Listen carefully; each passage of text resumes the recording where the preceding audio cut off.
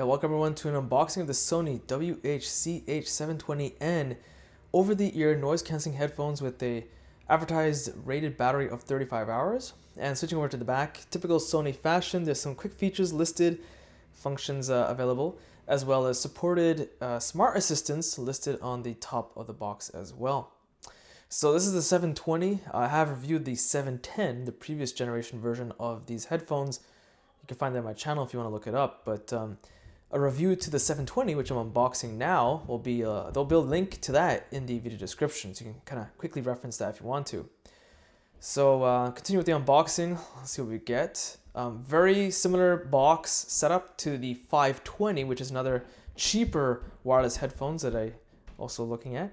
And in the interior of the box, it kind of looks like there might be something sealed within those flaps, but no, that's pretty much it, it's just glued together. Quick start guide on the interior flap of the box. And here are the headphones themselves. They feel incredibly light in the hand. We'll check what the actual weight is and all the information and specs in the review video, but just in the hand, they feel incredibly light.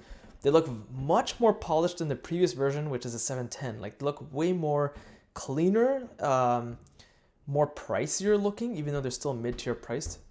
And there's the USB-A to USB-C cable for charging, as well as the 3.5mm auxiliary cable, because yes, it does support a wired connection. So it's wireless and wired supported. And looking over the documentation, here's some product specification information, kind of like, you know, try not to put into a power outlet that might blow out the headphones if you're going to use your own, I don't know, cell phone charger. Kind of lists the amp wattage and power consumption, all that fun stuff. Then a safety warranty information, which is kind of, well, not fun, I guess.